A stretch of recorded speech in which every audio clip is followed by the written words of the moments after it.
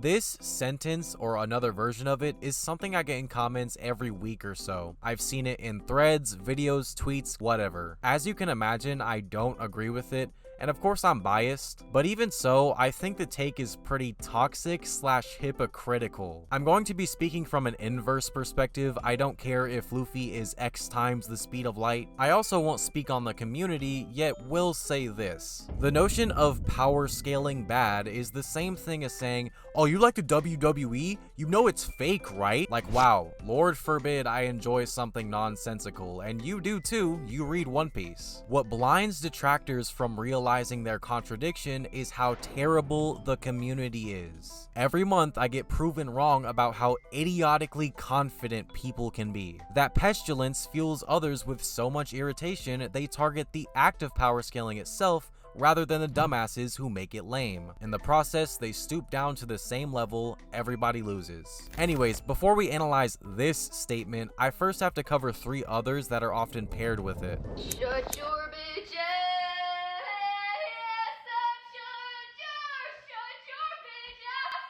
One, just because A beats B and B is above C doesn't mean that A is greater than C, so One Piece is impossible to power scale, but no. Being non-linear doesn't mean it's impossible to scale, it just means it's more complex than Dragon Ball. In an ironic way, it shows how highly Oda cares about scaling, because instead of having Luffy physically beat the bad guy every arc, which would be boring and cause insane escalation, he comes up with creative ways to make Luffy win that don't involve him progressing in strength. Many mix up power scaling with power creep, which leads to them complaining about how constant progression kills a story. But bad power creep happens because the author is poor at setting their stakes, which again is what separates One Piece from something like Dragon Ball Super. Number 2, how are you supposed to scale the series with all these unknown characters? Using featless characters to say scaling doesn't work is like saying the car is broken because we're not there yet. Obviously, there's no holistic view on the series, so things people say about Emu or Dragon are going to sound stupid to some while being completely reasonable to others. Though, think about this. If we go back to 07 and listen to the Naruto community discuss Madara or Minato,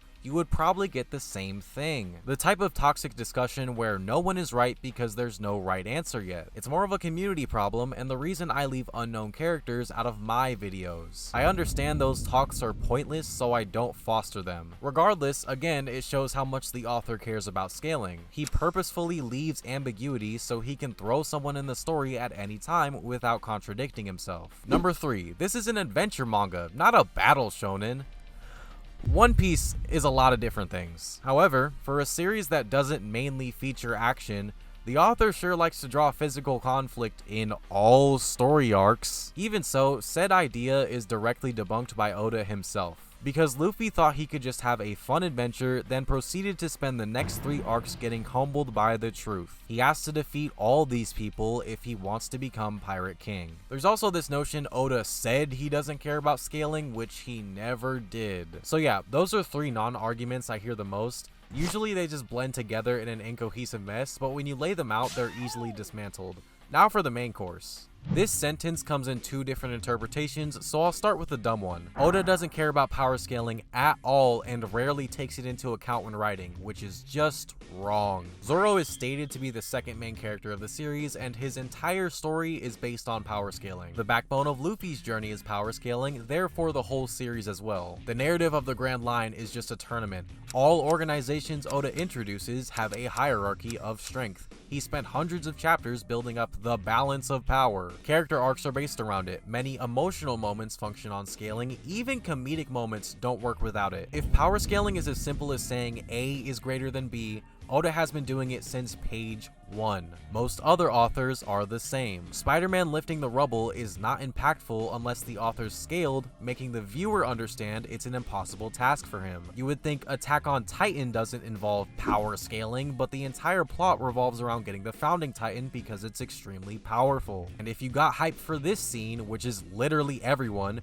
You like power scaling. Stories need conflict, and most conflicts are due to an imbalance of power. Military, mental, emotional, it is not just physical power levels. And for the idiots, I'm not saying power scaling is what makes these stories. It is but one simple ingredient. I'll speak on that later though. Now, obviously, we can acknowledge this idea is false. What people actually mean is Oda doesn't care about power scaling that much. This goes back to the WWE analogy from earlier, yet I'm sure you can already tell what's wrong with the idea. Where do you draw the line? Exactly. No matter how much you try to quantify it, someone will have a completely different answer because there is none. In my experience, the argument is often phony. I see it used with power scaling in ironic ways. For example, Katakuri fought the same Snake Man that fought Kaido, so he's stronger than Zoro. Then I say no because of this scene. Well, Oda doesn't care about power scaling, so that doesn't count. Like, what? There's also complaints like, I hate power scalers because they say Luffy can beat Kaido, even though Kaido was weakened beforehand. Honey, you just disagree with them, and that's good because it stems from your power scale of Luffy versus Kaido. It's the same thing as people saying Yamcha can't destroy a planet. You see how paradoxical these are? Anyways, fans still do attempt to quantify this statement, which leads into many different topics. The easiest one is bad faith arguments. How did Vista fight Mihawk? Or how did Luffy hurt Magellan? All of which are easily explained. That's kind of the point of this channel. Another is Oda forgot about Acock, which recently has shown to be false. Even so, that's more of a power system issue. This series is not unique in said aspect, but I'll speak on that in a minute. For now, I'll talk about the biggest argument. The one everybody mentions when they say Oda doesn't care about power scaling. Trust me, as a person who's read countless comments, this figure is mentioned uniformly, no matter what else the post says. A figure I've only mentioned once on this channel.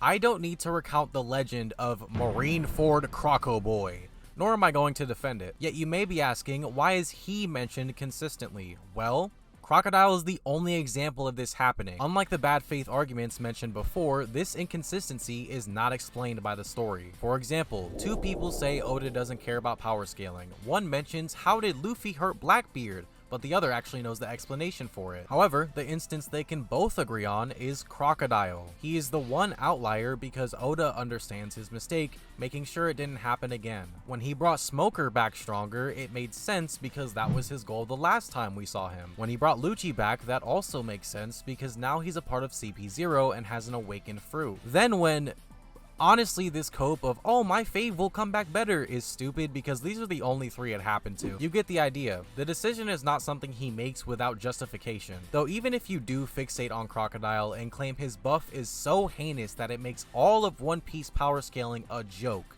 okay. Every other shonen has a Crocodile. Don't believe me? Let's look at One Piece's sister series. 1000 Jutsu Kakashi. Guy/Kabuto rival Kakashi was beaten by fucking water prison. An elderly third Hokage was able to beat the first and second on top of Orochimaru while being mentally nerfed. Bleach is the type of series where by the end it's explained that 10 different characters were holding back the entire time, which is a fine explanation for maybe one or two of them, but when you reach 10, it starts to seem like you're just making shit up.